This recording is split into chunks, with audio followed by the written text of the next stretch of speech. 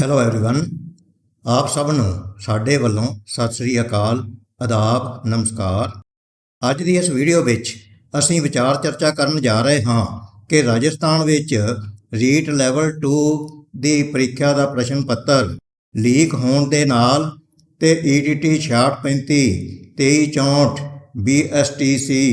ਆਦਿ ਅਧਿਆਪਕਾਂ ਦੇ ਕੇਸ ਸੁਪਰੀਮ ਕੋਰਟ ਵਿੱਚ ਲੱਗਣ ਦੇ ਨਾਲ ਉਹਨਾਂ ਦੇ ਰੁਜ਼ਗਾਰ ਦੇ ਉੱਤੇ ਕੀ ਮਾੜਾ ਅਸਰ ਪੈ ਰਿਹਾ ਹੈ। ਪਰੰਤੂ ਵੀਡੀਓ ਸ਼ੁਰੂ ਕਰਨ ਤੋਂ ਪਹਿਲਾਂ ਆਪ ਸਭ ਨੂੰ ਗੁਜ਼ਾਰਿਸ਼ ਹੈ ਕਿ ਜੇਕਰ ਤੁਸੀਂ ਅਜੇ ਤੱਕ ਸਾਡੇ ਚੈਨਲ ਨੂੰ ਸਬਸਕ੍ਰਾਈਬ ਨਹੀਂ ਕੀਤਾ ਤਾਂ ਇਸ ਨੂੰ ਸਬਸਕ੍ਰਾਈਬ ਕਰ ਲਓ ਤਾਂ ਜੋ ਹਰੇਕ ਆਉਣ ਵਾਲੀ ਵੀਡੀਓ ਦਾ ਨੋਟੀਫਿਕੇਸ਼ਨ ਆਪ ਜੀ ਨੂੰ ਸਮੇਂ ਸਿਰ ਮਿਲ ਜਾਇਆ ਕਰੇ। ਜਿਵੇਂ ਕਿ ਤੁਸੀਂ ਸੋਸ਼ਲ ਮੀਡੀਆ ਰਾਹੀਂ ਜਾਂ ਅਖਬਾਰਾਂ ਰਾਹੀਂ ਇਹ ਪੜ੍ਹ ਹੀ ਚੁੱਕੇ ਹੋਵੋਗੇ, ਸੁਣ ਹੀ ਚੁੱਕੇ ਹੋਵੋਗੇ ਕਿ ਰਾਜਸਥਾਨ ਵਿੱਚ ਰੀਟ ਪੇਪਰ 1 ਤੇ ਪੇਪਰ 2 ਦੀ ਜੋ ਪ੍ਰੀਖਿਆ ਪਿਛਲੇ ਸਾਲ ਸਤੰਬਰ ਮਹੀਨੇ ਦੇ ਵਿੱਚ ਲਈ ਗਈ ਸੀ, ਉਹਦੇ ਵਿੱਚ ਰੀਟ ਪੇਪਰ 2 ਜੋ ਹੈ ਉਸ ਦੇ ਲੀਕ ਹੋਣ ਦੇ ਵੱਡੇ ਪੱਧਰ ਦੇ ਉੱਤੇ ਸਮਾਚਾਰ ਤੇ ਸਬੂਤ ਪੇਸ਼ ਕੀਤੇ ਗਏ, ਜਿਸ ਦੇ ਨਤੀਜੇ ਵਜੋਂ ਰੀਟ ਲੈਵਲ 2 ਦੀ ਪ੍ਰੀਖਿਆ ਜੋ ਸੀ ਉਸ ਨੂੰ ਮੂਲੋਂ ਹੀ ਰੱਦ ਕਰ ਦਿੱਤਾ ਗਿਆ, ਜਿਸ ਦੇ ਨਾਲ ਲੱਖਾਂ ਹੀ ਵਿਦਿਆਰਥੀ ਭਾਵੀ ਅਧਿਆਪਕ ਪ੍ਰਭਾਵਿਤ ਹੋਏ। ਔਰ ਇਹ ਮਸਲਾ ਜੋ ਹੈ ਇਹ ਰਾਜਸਥਾਨ ਦੀ ਅਸੈਂਬਲੀ ਦੇ ਵਿੱਚ ਵੀ ਚਰਚਾ ਦਾ ਵਿਸ਼ਾ ਬਣਿਆ ਹੋਇਆ ਹੈ ਤੇ ਬਹੁਤ ਵੱਡੇ ਲੈਵਲ ਦੇ ਉੱਤੇ ਬਹਿਸ ਛਿੜ ਗਈ ਹੈ। ਉਧਰ ਲੋਕ ਸੜਕਾਂ ਉੱਤੇ ਉਤਰ ਆਏ ਹਨ ਤੇ ਪ੍ਰਤੀਆਰਥੀ ਤੇ ਉਹਨਾਂ ਦੇ ਮਾਪੇ ਵੀ ਇਸ ਦੇ ਵਿੱਚ ਸ਼ਿਰਕਤ ਕਰ ਰਹੇ ਹਨ ਤੇ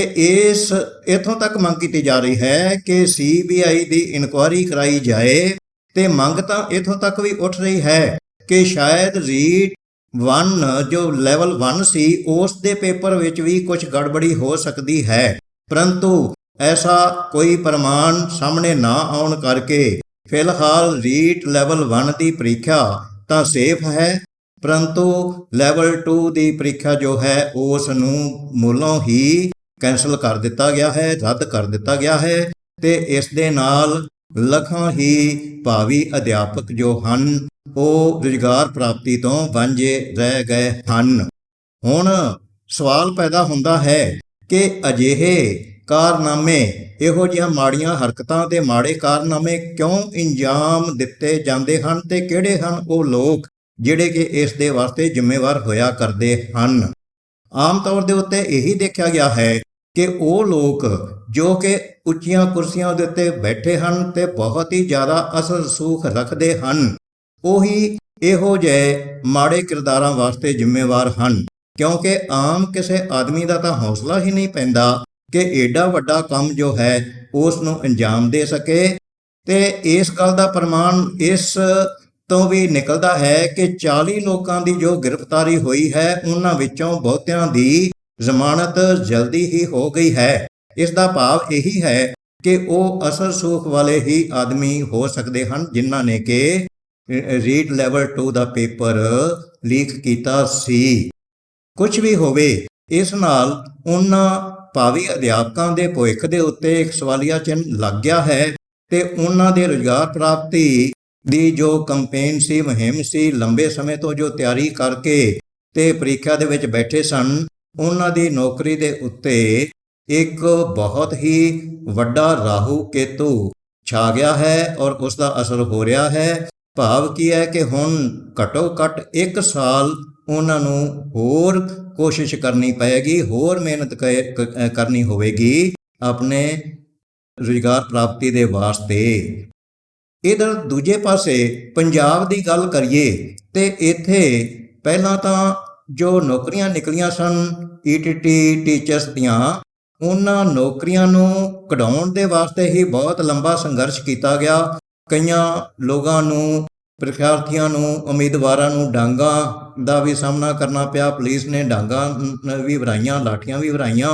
ਉਸ ਤੋਂ ਇਲਾਵਾ ਕਈਆਂ ਨੂੰ ਟੈਂਕਿਆਂ ਦੇ ਉੱਤੇ ਚੜ੍ਹ ਕੇ ਸਰਕਾਰ ਦਾ ਧਿਆਨ ਆਪਣੇ ਵੱਲ ਖਿੱਚਣਾ ਪਿਆ, ਕਈਆਂ ਨੂੰ ਪਾਣੀ ਦੀਆਂ ਬੁਛਾਰਾਂ ਦਾ ਸਾਹਮਣਾ ਕਰਨਾ ਪਿਆ। ਇੰਨੀ ਲੰਬੀ ਜਦੋਜਹਿਦ ਕਰਨ ਤੋਂ ਬਾਅਦ ਵੀ ਜਦੋਂ ਇਹ ਭਰਤੀਆਂ ਵਾਸਤੇ ਐਡਵਰਟੀਜ਼ਮੈਂਟ ਨਿਕਲੀਆਂ ਤੇ ਨੋਟੀਫਿਕੇਸ਼ਨ ਹੋਏ ਤੇ ਉਸ ਦੇ ਵਾਸਤੇ ਸਾਰਾ ਪ੍ਰੋਸੈਸ ਜਦੋਂ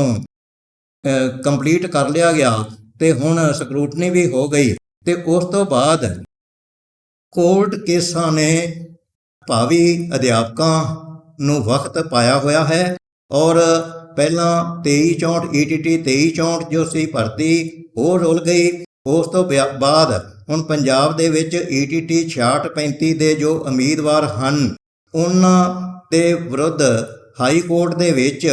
ਇੱਕ ਨਹੀਂ ਦੋ ਨਹੀਂ ਬਲਕਿ ਤਿੰਨ ਕੇਸ ਲੱਗੇ ਪਏ ਹਨ ਤੇ ਇਹ ਪਤਾ ਨਹੀਂ ਚੱਲ ਰਿਹਾ ਕਿ ਹੁਣ ਗੱਲ ਕਿੱਥੇ ਜਾ ਕੇ ਨਿਬੜੇਗੀ ਤੇ ਕਦੋਂ ਨਿਪਟਾਰਾ ਹੋਏਗਾ। ਉਸ ਤੋਂ ਅੱਗੇ ਤਰਾਸਦੀ ਤੇ ਟ੍ਰੈਜਡੀ ਇਹ ਹੈ ਕਿ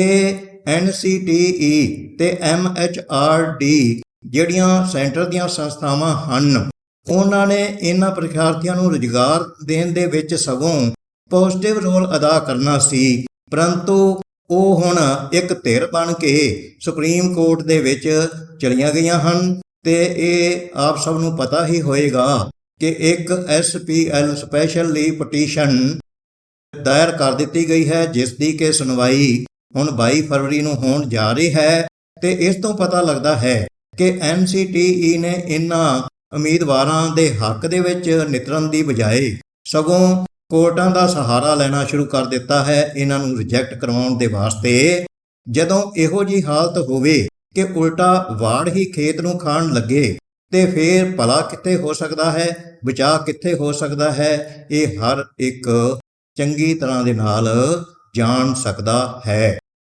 ਅਲਟੀਮੇਟਲੀ ਸਭ ਹੀ ਕਹਿ ਰਹੇ ਹਨ ਕਿ ਭਾਵੇਂ ਜਿੱਤ ਤਾਂ ETT ਦੀ ਹੋਣੀ ਹੈ, BSTC ਟੀਚਰਸ ਦੀ ਜਿੱਤ ਹੀ ਹੋਣੀ ਹੈ, ਕਿਉਂਕਿ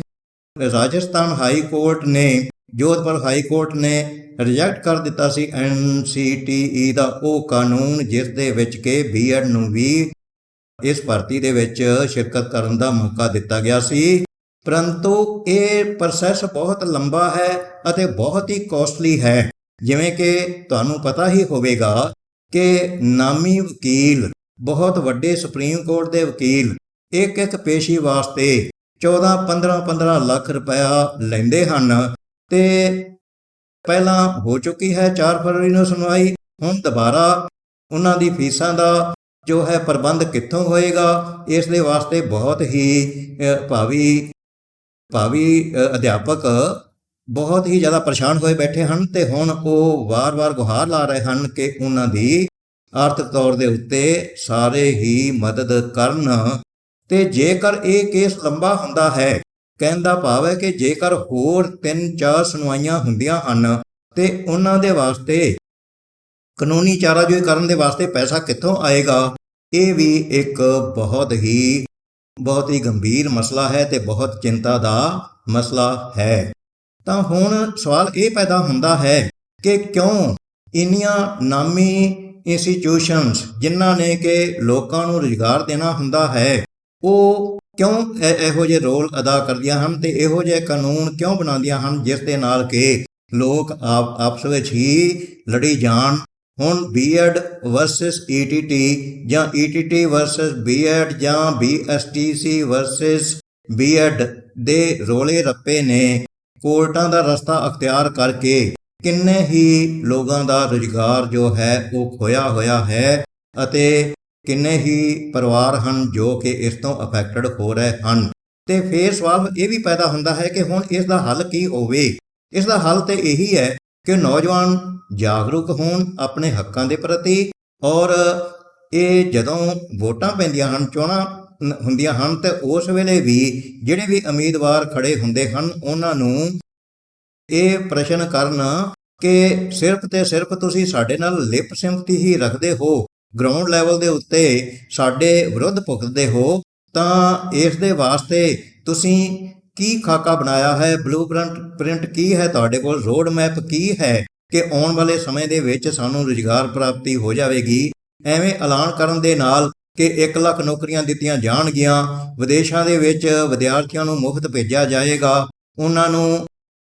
ਬਿਨਾਂ ਵਿਆਜ ਤੋਂ ਕਰਜ਼ਾ ਦਿੱਤਾ ਜਾਏਗਾ ਤਾਂ ਜੋ ਉਹ ਅਮਰੀਕਾ ਕੈਨੇਡਾ ਜਾ ਕੇ ਸੈਟਲ ਹੋ ਜਾਣ। ਇਹੋ ਜਿਹੇ ਲੁਭਾਣੇ ਵਾਅਦੇ ਕਰਕੇ ਕਿਉਂ ਜ਼ਖਮਾਂ ਦੇ ਉੱਤੇ ਲੂਣ, ਨੌਜਵਾਨਾਂ ਦੇ ਜ਼ਖਮਾਂ ਦੇ ਉੱਤੇ ਲੂਣ ਛਿੜਕਿਆ ਜਾ ਰਿਹਾ ਹੈ। ਉਹਨਾਂ ਨੂੰ ਇਸ ਤਰ੍ਹਾਂ ਕਰਕੇ ਮਜਬੂਰ ਕੀਤਾ ਜਾਵੇ ਕਿ ਉਹ ਆਉਣ ਵਾਲੇ ਸਮੇਂ ਦੇ ਵਿੱਚ ਹਕੀਕੀ ਤੌਰ ਦੇ ਉੱਤੇ ਗਰਾਊਂਡ ਲੈਵਲ ਦੇ ਉੱਤੇ ਸੱਚਮੁੱਚ ਹੀ ਇਹਨਾਂ ਨੌਜਵਾਨਾਂ ਔਰ ਖਾਸ ਤੌਰ ਦੇ ਉੱਤੇ ਭਾਵੀ ਅਧਿਆਪਕਾਂ ਦੇ ਹਿੱਤਾਂ ਦਾ ਖਿਆਲ ਰੱਖਣ ਤਾਂ ਜੋ ਆਉਣ ਵਾਲੇ ਸਮੇਂ ਦੇ ਵਿੱਚ ਇਹਨਾਂ ਨੂੰ ਕੁਝ ਰੁਜ਼ਗਾਰ ਪ੍ਰਾਪਤੀ ਹੋਵੇ ਤੇ ਇਹ ਲੁੱਟ ਖਸੁੱਟ ਦਾ ਸ਼ਿਕਾਰ ਨਾ ਹੋਣ। ਤਾਂ ਅੱਜ ਦੀ ਵੀਡੀਓ ਦੇ ਵਿੱਚ ਇਹ ਸੀ ਵਿਚਾਰ ਚਰਚਾ। ਜੇਕਰ ਵੀਡੀਓ ਚੰਗੀ ਲੱਗੀ ਹੋਵੇ ਤਾਂ ਇਸ ਨੂੰ ਲਾਈਕ ਤੇ ਸ਼ੇਅਰ ਕਰ ਦੇਣਾ ਤੇ ਸਾਡੇ ਚੈਨਲ ਨੂੰ ਵੀ ਸਬਸਕ੍ਰਾਈਬ ਜ਼ਰੂਰ ਕਰ ਦੇਣਾ ਜੀ। ਮਿਲਦੇ ਹਾਂ ਇੱਕ ਅਗਲੀ ਵੀਡੀਓ ਦੇ ਵਿੱਚ। ਵੀਡੀਓ ਵੇਖਣ ਵਾਸਤੇ ਤੁਹਾਡਾ ਬਹੁਤ ਬਹੁਤ ਧੰਨਵਾਦ ਜੀ।